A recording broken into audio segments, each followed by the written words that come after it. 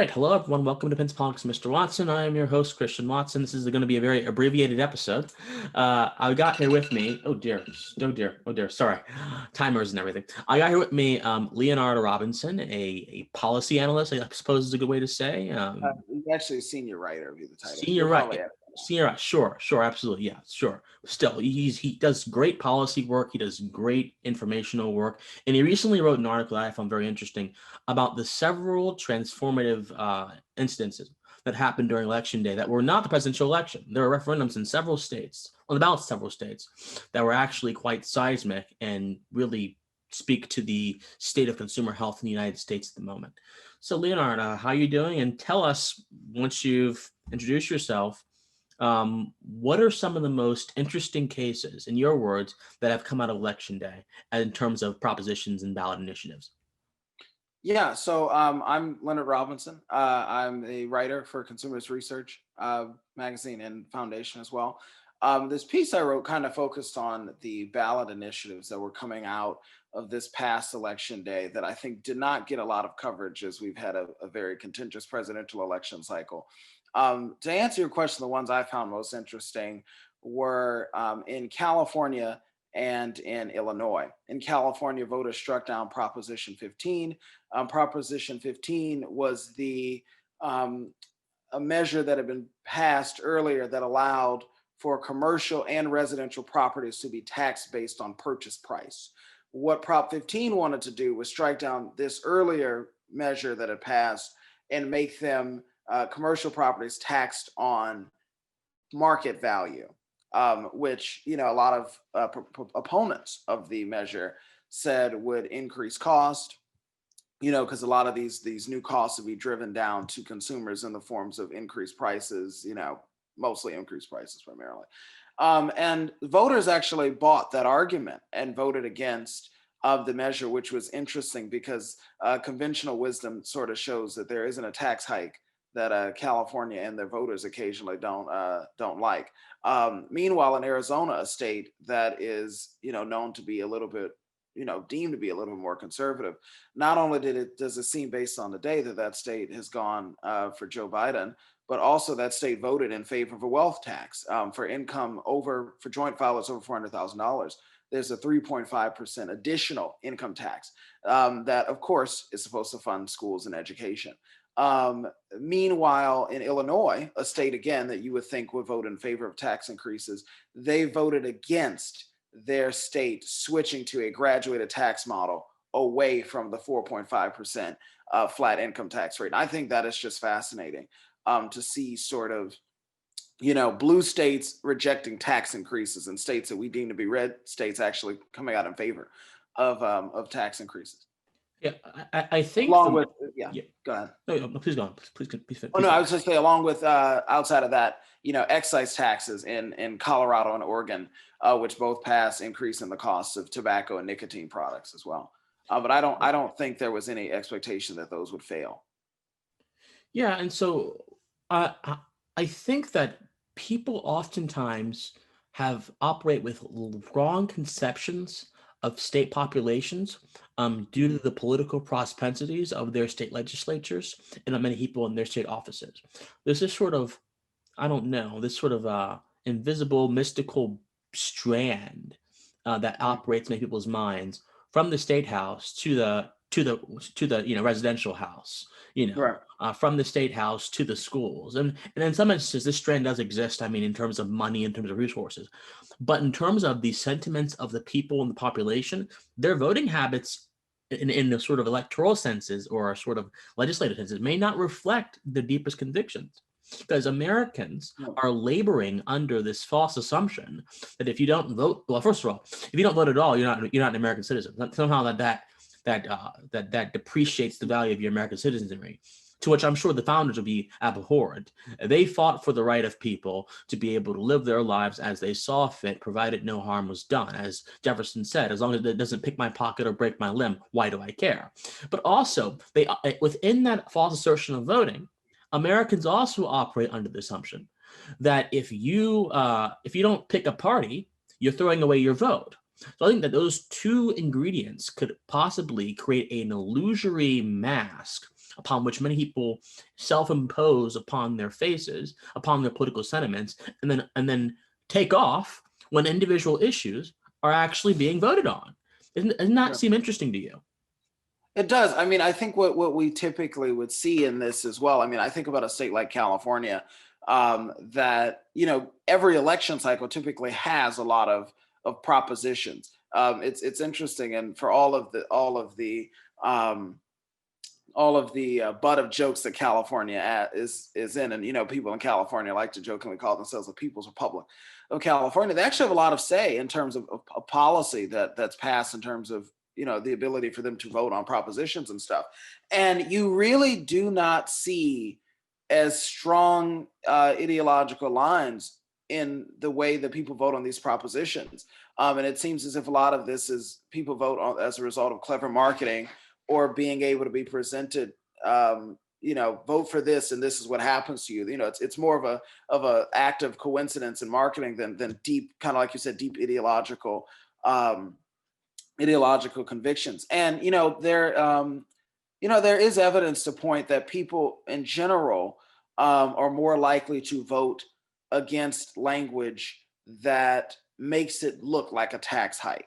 If people feel in the way the resolution is written that they feel their taxes are going to go up, they are more likely to vote against it. Whereas could possibly explain what happened in Arizona, which was that the measure clearly stated, if your income is at this point, this is, the additional tax. And so a lot of people said, well, great, I don't make $400,000 a year with my partner, so I don't have to worry about that. Sure, they absolutely pay for it, in raising costs. Whereas, someone in Illinois, that wasn't really drawn out as much in the language of the proposition. It just said, let's move to a graduated tax system. And people said, oh crap, that might mean my taxes are going up. Never mind, I'm going to push against that. So I would mostly, kind of agree with your sentiments there, and say people typically tend to vote more online of really their interpretation of their pocketbooks, particularly on these single issue matters, a lot more than sort of deeply held ideological convictions. Well, wouldn't you say that being convicted by the quantity of money in your pocketbook and thus the resources you can feed your family with and yourself, Mhm. would it be maybe not an ideological conviction, but a moral conviction? I think this is kind of the basis of a lot of thought that libertarians seem to think, a lot of thought that even some American conservatives seem to tout, that your resources should be your own, and then and enmeshed in that sort of paradigm of you keeping your resources as self-reliance and all that kind of stuff. Whereas the ideological stuff from like the parties just seems very shallow, and it's a very much distilled version of all that, in my opinion. But what do you say? I mean, so I guess if you're a proponent of sort of a conventional style of libertarianism, you'd say that it's moral for you to make money and for you to feed your family and support your family. And I mean, I would, for the most part, agree with that. That you should vote, in ways that benefit your pocketbook, your family, your business, and really ultimately allow consumers to be informed about products made available to them and decisions that are made available to them as well. Absolutely. Now, you mentioned this will be our one of our last questions. You mentioned excise taxes in Yeah. on alcohol and drugs or something of that Oh sort. no, specifically just tobacco products. Tobacco. Okay. Yeah. So tell me, how did those things play out? And would you say that they are a form of sin tax almost?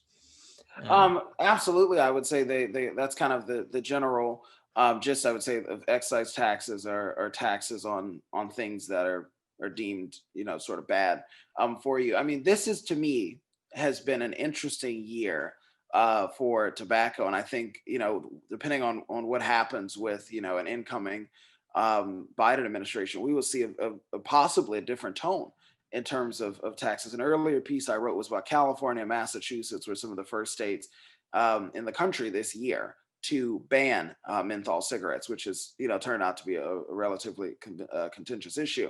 In 2018, when the FDA tried to make a decision on whether or not they wanted to ban, certain tobacco flavors, menthol did not make the list. And it seemed up to this point that the federal government really didn't have the appetite to necessarily do anything about menthol. And I sort of predicted among, not in actual writing, but just among colleagues and stuff, that we would see excise taxes become, sort of a way to, if we can't regulate it or such, to sort of tax it.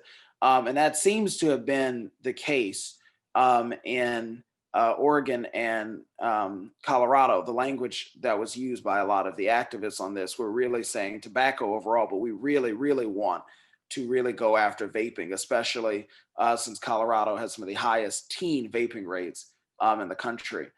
So it's sin taxes in the sense that this is a way, I would argue, to discourage behavior, because the funding for it typically goes towards tobacco harm reduction and safe vaping cessation programs. Indeed. I find it interesting. So in one area you have more sort of desires to liberate oneself from the specter of government, some of these propositions, and then the other areas like the rejection of tax increases or things of that sort. Then other areas you actually have people that want to continue to levy that sort of tax on people to maintain a sort of social good. So you just see all of this stuff, these propositions that were not necessarily indicative of the presidential election, are far more compelling to me and far more interesting to me than the fight that's happening at the top of the ticket. But the problem is people are distracted too much. I think you can determine a lot about people's, I say consumer preferences, but in terms of how far they're willing to go on perhaps maybe issues of what, opponents of some of these excise taxes might consider sort of the consumer freedom movement. You saw this with drug legalization as well. Most of, I believe, if I'm not mistaken, every drug decriminalization measure that was on the ballot passed, including in states that are, relatively conservative states that have voted for Donald Trump overwhelmingly twice, like South Dakota, which this year authorized both a recreational and medicinal marijuana program. And that's a state that you would have, years ago would have never imagined to have done something like that. Absolutely. You're seeing it kind of like you said doing now. Absolutely. Well, the tides of sentiment shift and change along with time. So I suppose this is simply reflective of that truth. And I'm happy to see that truth continue to endure throughout the century. Leonard, thank you so much. Or I hope I'm saying that right. Leonard, it's fine. Most people, Leonard. it's my good friend, his mother is Argentinian, and to this day she says Leonard. I said, I think my parents should have named me that. Leonard. Okay, Leonard. Thank you so much, my friend. I appreciate it. I want to have you back on for a longer episode sometime soon. Absolutely. But all right, thank you so much for coming. And everyone, remember, please stay pensive.